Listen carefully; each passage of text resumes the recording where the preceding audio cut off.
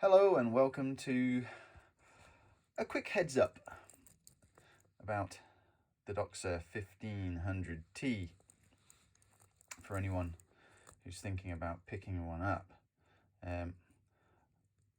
Wow, I've turned the camera on and it's really picking up all the little micro scratches on the outer bezel here, which I hadn't even noticed in normal light. I'd seen a couple up in the corner here, but I hadn't really noticed. But anyway, that's not what this video is meant to be about. That's just taken me by surprise. This is actually about, now first I've got to say, I love this watch. I love the Doxa styling. I love the history.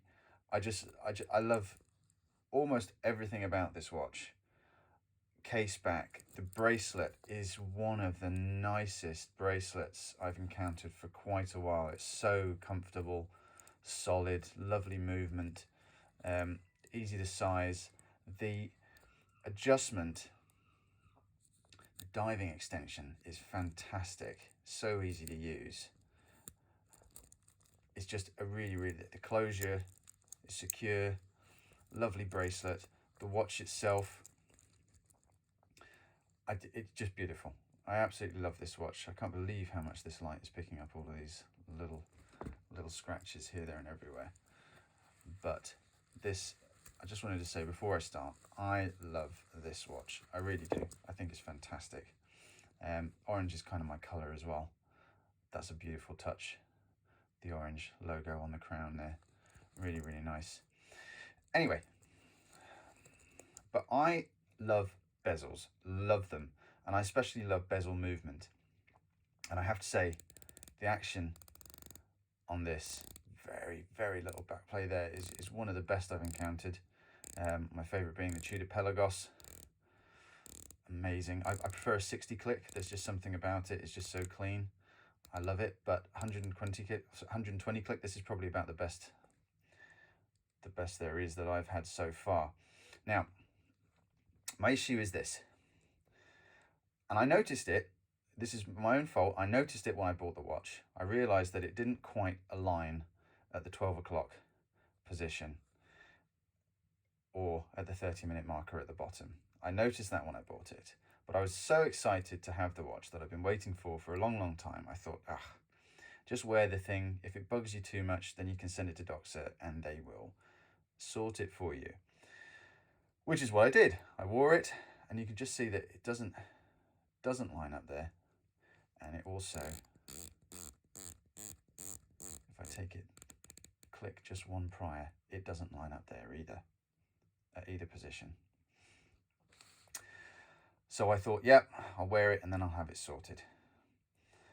Now, I sent it to Doxa and it's come back, and I really can't see any difference at all in the alignment of the bezel, which was really disappointing. And then out of curiosity, I looked at the picture on the website, the Doxa website, their official image of this watch, to see if it lined up perfectly.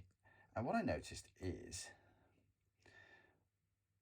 even if I push the bezel to the point just before the next click where it is perfectly aligned at the top, I don't know if you can see, but it's still not aligned at the bottom at the 30-minute marker. So I can get it there by forcing it and holding it there. If I let go, it will go back. If I force it just that little bit to perfectly align at the top, it still doesn't perfectly align at the bottom. It's just that little bit out. And I thought, So I checked the image on the Doxa website, and it's exactly the same there. It doesn't quite line up, which poses the question, is it possible to line up at all? I don't think it is, because that must mean that there's something in terms of the layout of this bezel that just is slightly off. It's not quite right. Because if that dot is perfectly lining up, I've gone too far and I've clicked and it's out again. But if I just push it slightly, so it's perfect at the top, it's still not perfect at the bottom. You can clearly see that 30 is not perfectly aligned. It's just not. And that's really disappointing. I should have... I'm going to ask Doxa if it's possible, if they can send me a picture of a 1500T that does perfectly line up. and prove me wrong, but it just doesn't work. It doesn't do it. And at this price point, I think that's terrible.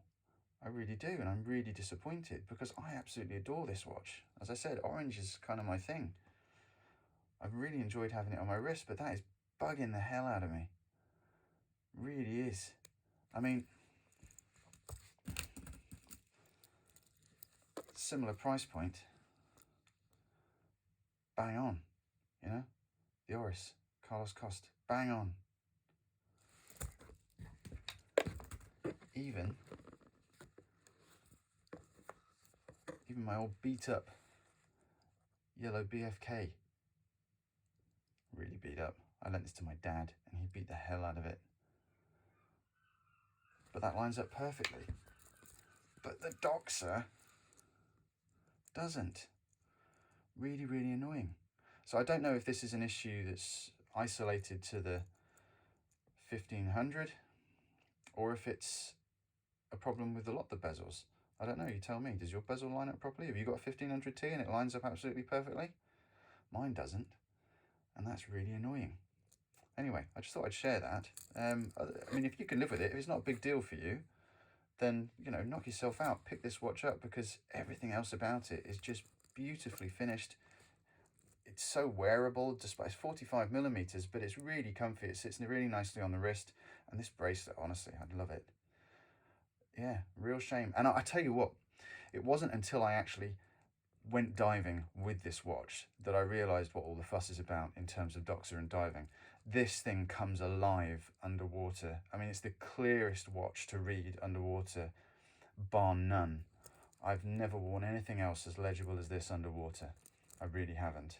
And my mind was blown the first time I took it under. I thought it was fantastic. But anyway, there we go. It's just a little video, my gripes about that bezel alignment.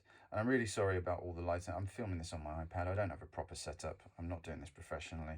Just wanted to share. Yeah, really disappointing. But anyway, hope that's helpful. Cheers.